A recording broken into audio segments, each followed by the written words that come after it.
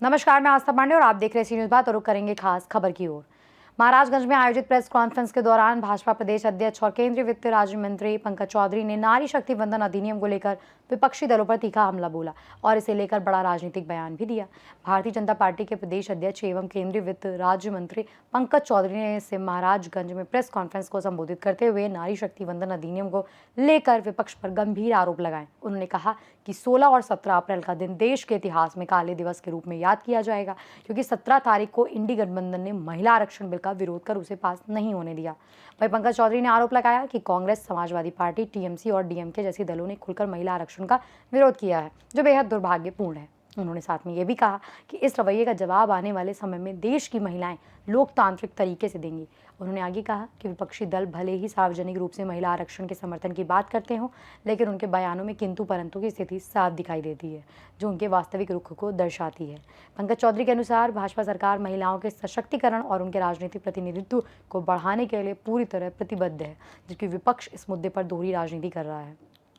सर्वसमावेशी लोकतंत्र को लेकर के देश को आगे बढ़ाने का काम माननीय प्रधानमंत्री जी करते हैं और सर्वसमावेशी सबका विकास हो, जिसमें उन्होंने मूल रूप से उनके साथ भारतीय जनता पार्टी कदम से कदम मिला करके चलेगी और मुझे पूरा विश्वास है कि आने वाले समय में इसका उन्हें खामियाजा भुगतना पड़ेगा, क्योंकि हम जानते हैं कि जब महिला घर से बाहर निकलती हैं तो ये कि धर्म के आधार पर किसी को भी आरक्षण दिया जा सकता है, लेकिन नकाब के आड़ में 20% महिलाओं के लिए 80% महिलाओं का हक मारने का काम अखिलेश यादव ने किया है। जहां एक तरफ लोगों ने पिछड़ी जाति की बात किया, तो पिछड़ी जाति का मैं कांग्रेस के लोगों से पूछना चाहता हूं कि नेहरू जी के समय से लेके, इंदिरा जी के समय से लेके और राजीव गांधी के समय तक जो काका कालेलकर कमेटी की रिपोर्ट थी, 10 साल उसको ठंडे अवस्थे में रखा गया।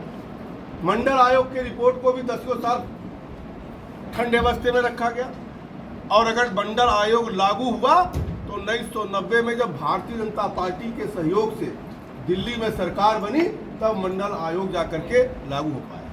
क्या प्रेस कॉन्फ्रेंस इस मुद्दे को लेकर था और क्या कहना चाहेंगे आप? मैं मानता हूं कि 16 और 17 अप्रैल देश का काला दिवस के रूप में देखा जाएगा।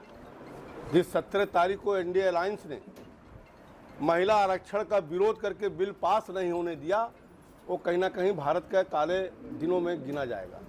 और साथ ही साथ जिस कुतर्क के साथ NDA alliance, Congress, Samajwadi party, TMC, DMK, ये सब लोगों ने जो खुल करके महिलाओं का विरोध किया है, निश्चित तौर से उसका जवाब आने वाले समय में महिलाओं उनको मैदान में, फील्ड में देने वाली है। राहुल गांधी कह रहे हैं कि हम महिला आरक्षण के खिलाफ नहीं हैं, हम डिलिमिटेशन के खिलाफ है, और जो ये सीटें बढ़ रही हैं इससे उत्तर और दक्षिण का गैप बढ़ेगा। भारतीय जनता पार्टी चूंकि उत्तर भारत में मजबूत है, इसलिए वो चाहती है कि दक्षिण भारत को कमजोर करके अपनी सत्ता हथिया। देखिए, राहुल गांधी हो चाहे समाजवादी पार्टी हो, महिला आरक्षण का तो वो कहते हैं कि महिला आरक्षण के हम समर्थन में हैं, लेकिन किंतु परंतु लेकिन उसमें वो जोड़ देते हैं। जहाँ तक साउथ की आपने बात किया है, गृह मंत्री जी ने पार्लियामेंट के भीतर ही उन्होंने कहा कि इस बार डिलिमिटेशन के बाद जो 2011 की जनगणना है, उसके आधार पर हम हर प्रदेश में जितनी सीट है उसके आधार पर 50% सीट हम बढ़ाएंगे। और उन्होंने परसेंटेज वाइज निकाल करके भी दिया कि किसी भी प्रदेश को 2-3.23% का फायदा ही हो रहा है, किसी का घाटा नहीं हो रहा है। जहां तक राहुल गांधी का सवाल है, दूसरा क्या था आपका? दूसरा ये था कि उन्होंने कहा चूंकि उत्तर भारत में बीजेपी मजबूत है, मैंने पहले कहा कि किसी भी प्रदेश में किसी का भी सीट कम नहीं होगा, उनका प्रतिनिधित्व कम नहीं होगा, बल्कि एक बराबर पूरे देश में बढ़ेगा। ये पार्लियामेंट में गृह मंत्री का स्टेटमेंट है, सदन के पटल पर है, इसकी चिंता उन्हें करने की आवश्यकता नहीं। उसका जवाब भी गृह मंत्री जी ने निर्णय से पहले दे दिया था हाउस में। मंत्री जी, कल अखिलेश यादव ने प्रेस कॉन्फ्रेंस किया, उन्होंने कहा है कि जिस तरह से बीजेपी नारी शक्ति अधिनियम ला रही है, वो नारी का नारा बनाने का प्रयास कर रही है।